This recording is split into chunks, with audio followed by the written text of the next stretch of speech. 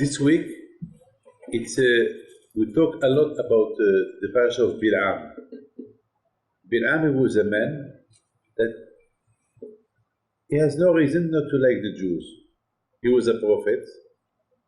He know that there is God because he was a prophet. He talked to God, and he knows that the Jewish people, they are close to Hashem. And he knows that Hashem gave the Torah to the Jews 40 years ago. And we see in the Torah that Bil'am, he hated the Jew. Why? I mean, if I did something to you, understand you hate me. But if I have no relationship with you, there is nothing. You are in Morocco, I am in Argentina, we don't know each other. Only I know that you are a good man, so why I have to hate you? Why? What's the reason? Why Bil'am? Bil'am knows Jewish people, they suffered for 400 years and ate in the desert. He knows all this. He knows that Hashem gives them the Torah. It's not easy to do Torah mitzvot. Now you will go to New York. It's not easy for you to keep kasher, and it's not easy. You're a young man. It's not easy. Shabbat. I'm sure that all what you got from your father and your mother, you will do it. Of course, it's not easy. It's very only. You have to be full to be a Jew. You have to be a Jew. You have to be foolish. And that's something that I heard from a lot of people. They tell me, it's so difficult to be Jew, you must be crazy.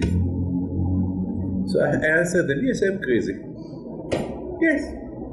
At least I'm crazy for a good cause. I'm crazy for a good cause. So, I'm crazy. If you think I'm crazy, I'm crazy. But still, we do not understand why Bil'am, he was so he hated the Jews. He wanted to curse them, he wanted to kill them. Why? Say not hinam, just why? Tell me a reason. And he has all reason to love them. It said in the Torah that Bil'am, he saw the Jewish people in the desert. There were a few million Jews in the desert, and he was shocked. It was like just imagine in Buenos Aires, 6-7 million people in Buenos Aires. You have streets, you have a big city. Buenos Aires, you need hygiene, good hygiene. You need property. It's imagine in the desert there is nothing, and they were in a good order. The tents, clean, incredible. The shoes, the synagogue. There was there a mikveh for the woman. The be'er. It's incredible, and Bil'am saw all this, and he was shocked. Even with all what he saw, and he was said, Hashem, your people are fantastic. So your people are fantastic. So why you want to curse them? So why? Sometimes I tell you something. One day there was a man. I was going to shul. It was on Shabbat. There was a car driving fast. He stopped. He said, Jew. Paris. No, in Lyon. And then he ran away. The car, he ran away. A few weeks later, we had some problems in the house, the kitchen. We had to fix the kitchen. So there was some workers that they came to the house. I saw the man. I said, that man is the one who split on me. And he said, Jew. And he looked at me and he was shocked. He did not know that it was going to face me. But I didn't want to make him ashamed. I did like, I don't know him, I don't recognize him, you know. And I was nice to him. I proposed him coffee, food. For the day that he was there, I didn't go, every time we have everything, at the time I used to smoke cigarette. I give him a packet of cigarette. At the end, when they finished work, I said, are you okay? Are you happy? I paid him, I gave him a tip, a little bit more money. So he told me, I did not know that the Jewish people are so good. I did not know. I thought that you Jewish people, you are bad people. You are animals. You kill people. I did not know. But I didn't tell him nothing. I did not even told him that. I did not even told him. Give him a chair. I did not told him that. Look what happened few weeks ago. I didn't say nothing. I just shut my mouth and I said nothing. Okay. But I didn't want to embarrass him. I did not want to embarrass him. Yeah. I didn't want to embarrass him. I just be quiet. Said nothing. You know what happened? Before he left, he said, I didn't want to embarrass him. I said nothing to him. And then he went. Now, did he change? I don't know. He saw the image. Did he change? I don't know. All what I know is that sometimes there is people that have bad ideas about us. But once they discover who you are, so they become nicer. But Bilam, no. Bilam, he was a bad man. He knows who's Am Israel. He knows who's Hashem, what Hashem wants from us, and it stayed the same. Why? This is the question. This is our question. I would like just to tell you something. Rabbi Ovadia Yosef Alav Shalom, he was a big tzaddik, you know him. One day, he was giving a shiur, and he said, the people who give tzedakah, the people who help for a mikveh, sometimes you can give $1, $2. Always there is people who give 10 times more or 1,000 times more. But one is going to give $1 million. And there is another one who will give $5. For Hashem, $5, it's like $1 million. Why? Because the one who has $1 million, because for Hashem he has a lot of money. So if you give $1 million, it's $1 million. But I want to give $5. That's what he has. He's poor man. He cannot give more. So Baruch Hashem, what Hashem he like, it's the heart, the way how you give, you do the good things. So Rabbi Yosef said, one day after 120 years, 180 years, like the Ashkenaz say, 180 years, a man will arrive to the Shamayim, and they will tell him, you build a yeshiva, you build a mikveh, you built 10 schools, you built 10 mikvahot, you did this mitzvah, and the man will say, no, I think you have the wrong man. It's not me. It's not because me, I have no yeshiva, I have no mikveh, I have no school, I have nothing.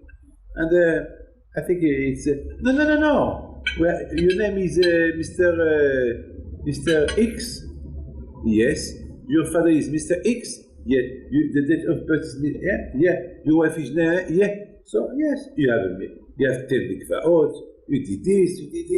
But no. So they will tell him, because you helped to build a mikveh, for us, it's like you build it. You only have for $10. For us, you give $10 million.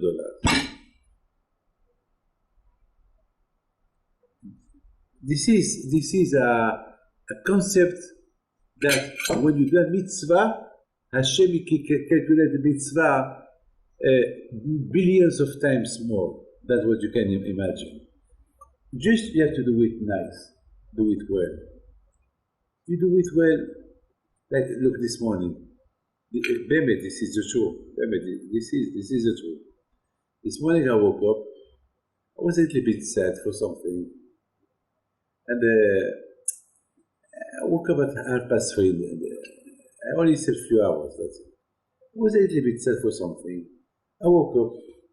So I said, I called Vivian to see how is she, how's the children. So I called them. So she said, you don't sound happy. I said, no, Baruch Hashem. And suddenly, I started to ask her, how's the family, how's Julie, how's this, how's the children? She said, everything is okay. But what about you? I said, Baruch Hashem. You know what she said? She said, hey, Rabbi David, you have to be strong. You're not allowed to be sad. Because if you are sad, you make everybody sad. If you are happy, you make everybody happy. And if you have problems, you will give problems to everybody. You're not allowed. You have to give, go out to people. Even if you have problems, so Hashem want to give you problems. So what? So if you have problems, so you have to accept them. That's it. But you should not punish others because of your problems. You should not punish others because they rely on you. That is a concept of Torah. When you have Torah in your hand. So sometimes, look, I have a white beard. I needed my wife to talk to me like that. You know what I told her? Thank you. And then I feel good. I feel well, Baruch Hashem. That only if you believe in Torah. If you believe in Torah, you take a woman that she's Yirat Shamayim, a woman that she believes in Hashem, a woman that she will support you to keep Torah mitzvot, so you will have success. So you see, Bemet, I promise you, I was sad this morning, since last night. Now, Baruch Hashem, through the words she told me, she gave me koah. I mean, usually it's me who give koah to other people, and now she gave me koah. She gave me some musar. Bemet, I said, thank you, Vivian, bye-bye. Thank you. Bemet, thank you very much. You see, we are weak people. Don't think we are strong. I give koah to everybody, I give strength to everybody, but sometimes I need as well. Don't think I'm Superman. I'm not Superman. I need as well. I need somebody to help me. I need brachot. I need brachot as well. I give brachot to everybody. I need people to go. What I like about Suki, Bemet, when he called me, he prayed for me. He gave me brachot. He gave me brachot. He gave me brachot. Raul as well. Besides that he is Kohen, that we need his brachot, but he gave me brachot as well. And Baruch Hashem, we need brachot. We should never feel we're strong, we are everything. No, we need brachot. This is the problem of Bilam. Bilam thought that he knows everything. He don't need brachot. He don't need nobody. He thinks, I am everything. I am a prophet. I have this. I don't need nobody to help me. I can support myself. No. Each one needs to be supported with somebody else. I need to support. I need you support. I need to support. Yes. And I need you support. Yours too. I need you support. both of you, all of you. I need your support. We need. But Bil'am, he thought he don't need no support. You, Suki, you lost your brother this year. So of course you need a support. Who can give you support more than me? Your wife, your children. So they give you something, you have to give them back something. This is life. We need something. I can give you, but no more than what I can give you spiritual support, but physical support, emotional support, only your family. This is what I can do, what I cannot do. And this is life. But Bil'am, a Rasha, he thought that he know everything. He don't need nobody.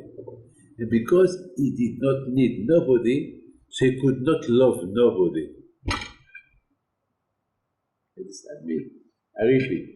Because he thought that he did not need nobody, so he could not love nobody.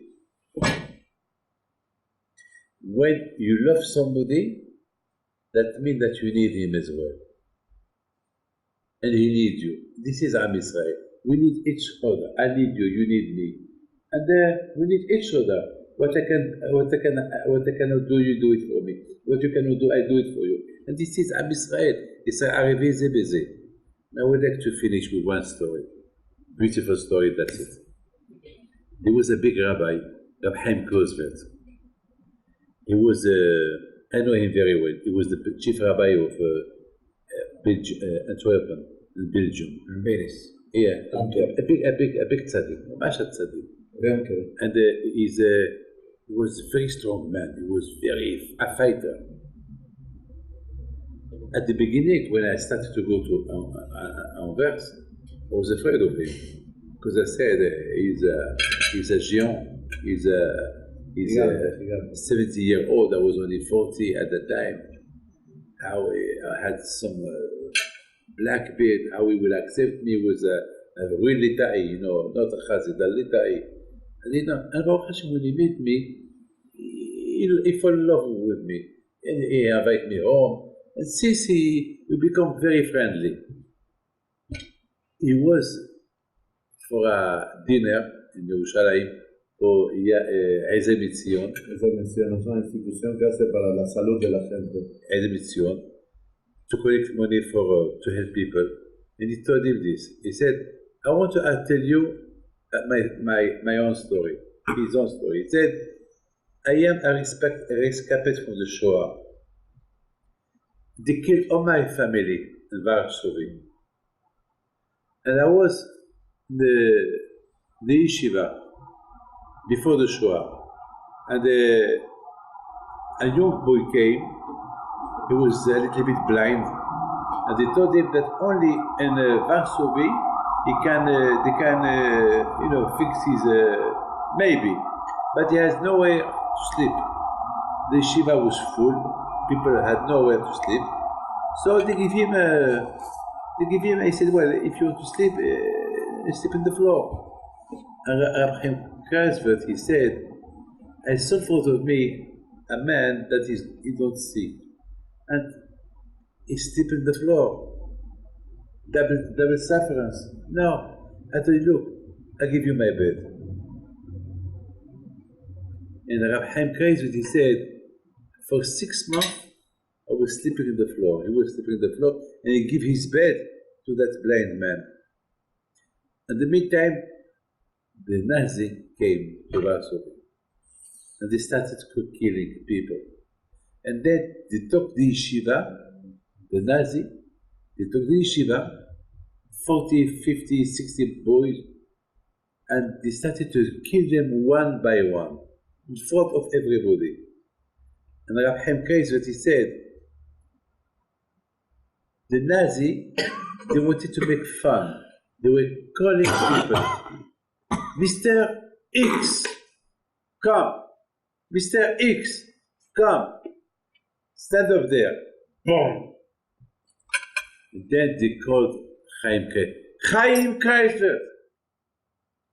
So when Chaim Kreuzfeld started to walk, he said, Hashem, I want to live. I don't want to die. I want, do me a favor. I'm not more than good than all of this. All my friends, they've been killed. I'm not more than them. I'm not nicer than them. But I did something that nobody did. I give my bed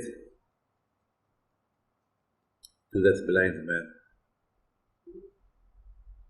I give him my bed. I was not sleeping for 6 months. I didn't sleep well. I give him my food. I give him everything. Please, Hashem, do me a favor. Show people that you can save somebody. I want to tell people my story, please. So when I arrived, the SS, the Nazi told me, so you're Chaim Kreiser? He said, yes. I feel sorry for you that I have to shoot you. But I feel pain. You're a handsome boy. I will count till 10. Run. After 10 times, I will shoot you. If you die, you die. If you don't die, so I promise you that I will do everything that you will live, and I will make you cross the border.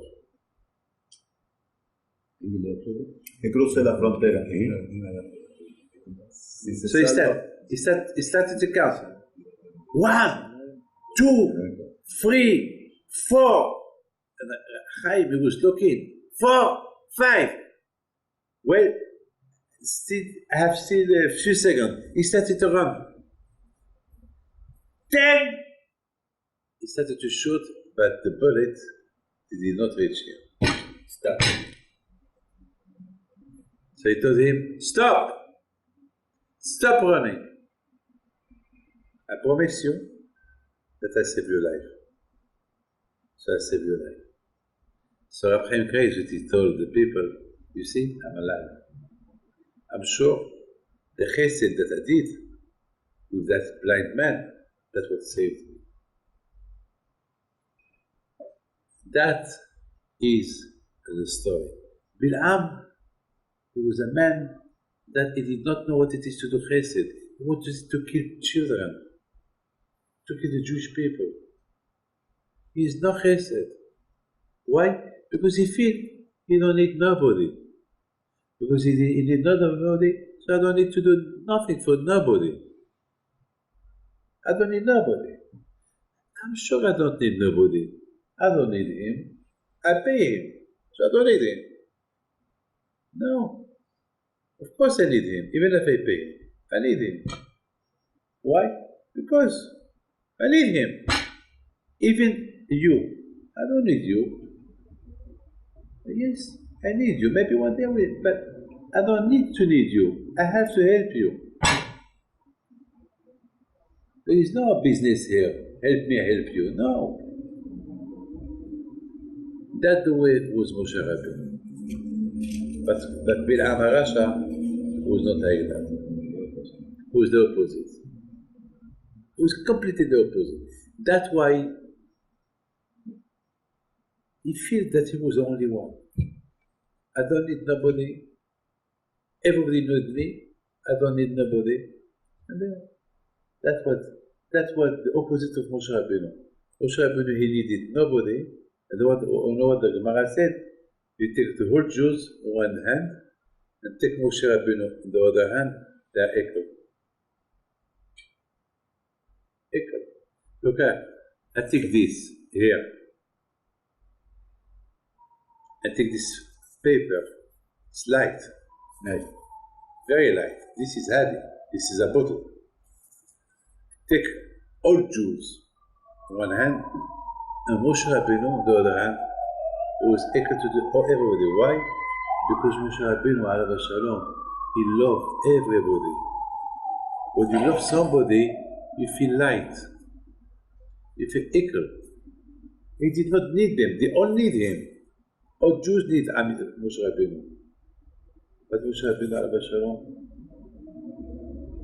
he felt that he needs them. Because without them, he will not be Moshe Rabbeinu. Why Moshe Rabbeinu became the biggest prophet? Why? Because of Am Israel. If there were no Am Israel, there would be no Rabbeinu, no Moshe Rabbeinu, there would be no God. That was Moshe Rabbeinu. But Bilam was the opposite. He wanted everybody look at him, give him glory, kavod, honor, and he will not give them nothing. wish you bracha v'atzlacha, parnasa tova, bריאות כנרצון, and let's thank you very much for all what you're doing. God bless.